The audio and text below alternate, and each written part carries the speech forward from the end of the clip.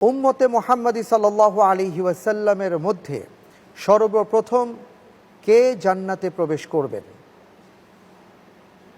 ক আবু বকর রাদিয়াল্লাহু আন, খ আলী রাদিয়াল্লাহু তাআলা আন, গ ওমর রাদিয়াল্লাহু তাআলা আন, ঘ বিলাল রাদিয়াল্লাহু তাআলা আন।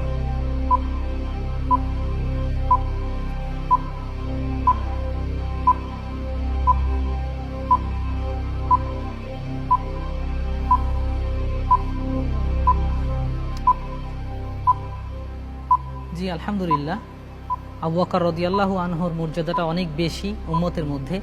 লক করে দিচ্ছি ক আবু বকর রাদিয়াল্লাহু তাআলা আন।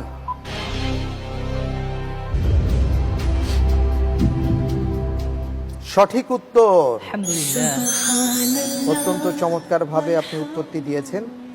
রাসূল করিম সাল্লাল্লাহু আলাইহি ওয়াসাল্লাম বলেছেন, আমার উম্মতের মধ্যে সবচেয়ে বেশি যার মিজানের পাল্লায় আমলে সালেহ ভারী হবে তিনি হলেন আবু বকর সিদ্দিক রাদিয়াল্লাহু তাআলা আনহু।